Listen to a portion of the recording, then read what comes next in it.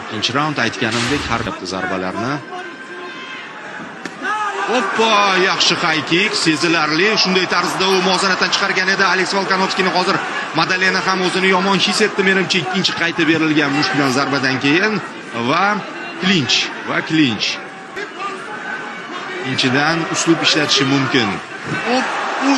Madalenadan kutilmagan uslub, xuddi hozir Islom high kickni berganidek Madalena ham kurashib ko'rmoqchi. Ikkalasi bir-birini hududiga kirdi. Hozir Islom uchun xavfli. Armbar tortib qo'yishi ham mumkin Madalena, baribir bokschi bo'lganasida sotmalar eshitilib turibdi.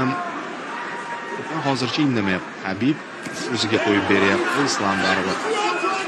Ular o'rtasida bir necha yosh farq bor. Habibni akasidek ko'radi. Deyarli Abdulmanap Magomedov qo'lida o'g'ildek tarbiya topgan Maxachov asosiy jangda ham va mana endi tirsak agar amplituda bo'lsa, agar sal masofa bersa jang, Islom tirsak bilan jiddiy ishlashi mumkin.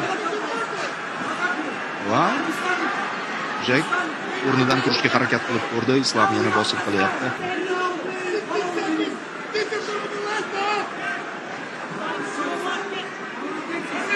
Bo'lyapti Jackning bo'yniga yo'l topish deyarli imkonsiz.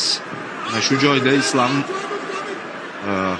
shaxmat tili bilan aytganda ot holatiga kelib qoldi. Ya'ni raund oxirida faollashyapti Islom. Bu reja bo'lishi ham mumkin. Game plan bor albatta bu jamoada va Delo Madalena ikkinchi raundning so'nggi sekundlarida o'rnidan turishga erishyapti. Klinchda chiqarib yubormayapti uni Islom. Chunki masofa xavfli.